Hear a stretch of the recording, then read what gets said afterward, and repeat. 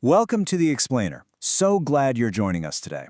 We are tackling a topic that is, honestly, absolutely critical for anyone who ever gets behind the wheel of a car. Vehicle safety and open recalls.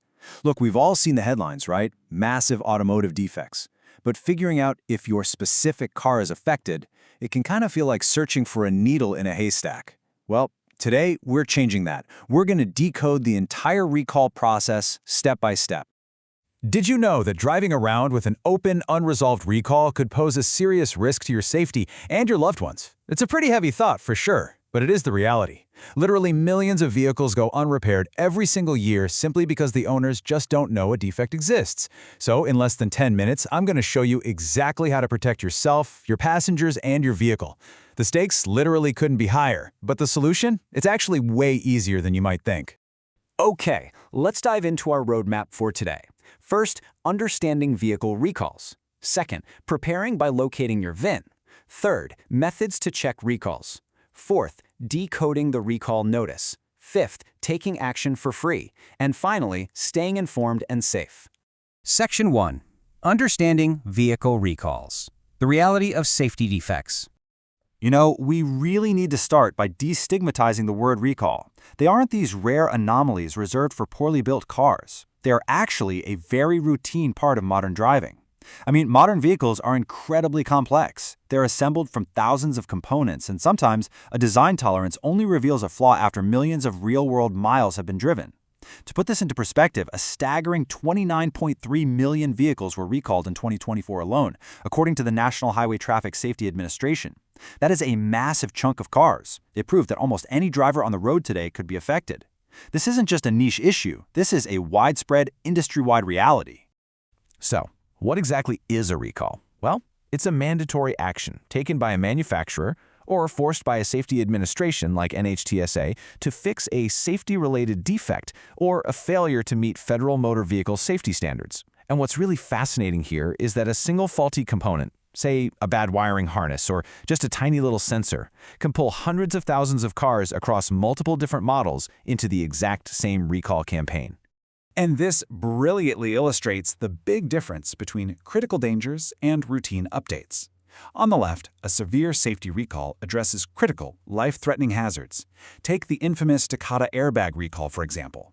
Ignoring that specific notice tragically cost dozens of drivers their lives because rupturing inflators sent shrapnel into the cabin.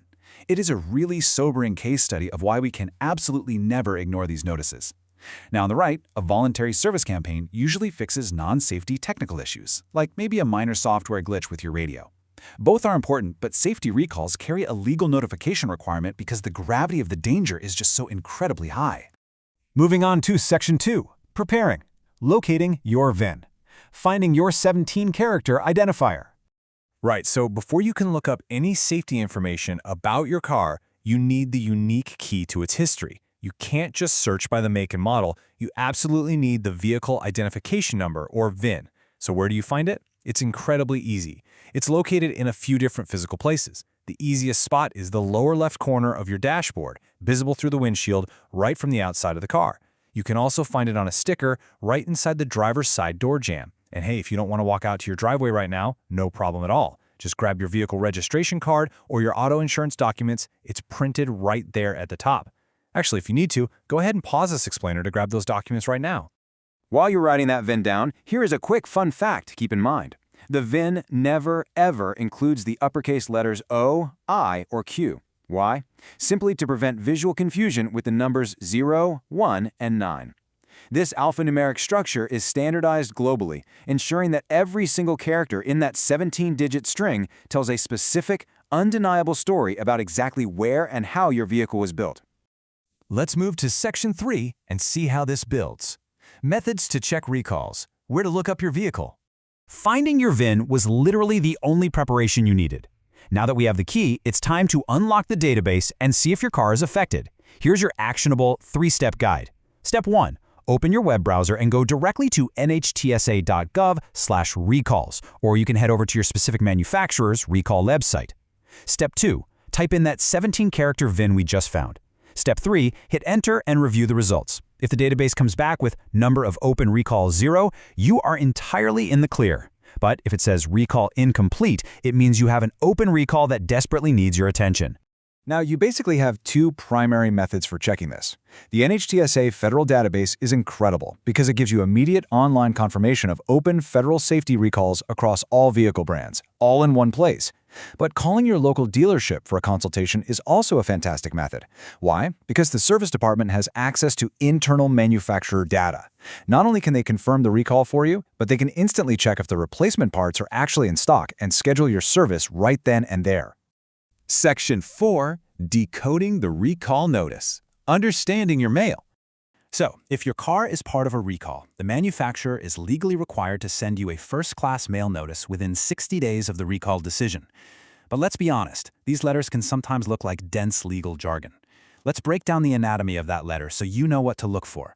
First, the defect description tells you the exact faulty component, say a corroding electrical connector. Next is the safety risk. This is where they explain the potential hazard, like a fire risk or an airbag failure. Then you'll see the remedy, which details exactly how the dealership is going to fix it for free. And finally, pay super close attention to special warnings. If you see crucial alerts like do not drive or park outside, you need to take them incredibly seriously. Your safety is literally on the line. Section 5. Taking action. For free. Getting the repair done. Okay, this is the most empowering part of our explainer today. When I talk to drivers about recalls, their biggest fear, hands down, is the cost of the car repairs. Well, let me put those fears to rest. So the crucial point here is that federal law, specifically Title 49 of the U.S. Code, mandates that manufacturers must provide a free remedy when a vehicle contains a safety issue or fails to comply with federal safety standards. Let me repeat that. The repairs, the labor, the diagnostics, it is all 100% free of charge to you. However, it's worth noting that the right to a free repair generally applies to vehicles less than 15 years old, so whatever you do, don't delay once you get that notice. But to avoid those out-of-pocket costs, you have to know exactly where to take your car. You absolutely must take it to an authorized dealership for your car's brand. They are legally equipped and mandated by the manufacturer to perform these remedies for free. Your favorite independent mechanic around the corner, as great as they might be, cannot perform official manufacturer recall work, and they would unfortunately have to charge you for the equivalent parts and labor. Now, when you actually go to schedule that dealership repair, it's super important to just have realistic expectations. Sometimes, especially in massive recalls, parts unavailability might cause some initial delays. Don't panic, just stay in touch with your service advisor. Remember, the manufacturer covers the parts, the labor, and the diagnostics. If the repair is going to take a long time, always ask your dealer for a loaner vehicle. Finally, make sure you keep your dealer repair order. It takes a little time for the federal database to update, so having that physical paper is your immediate proof that the safety fix was actually completed.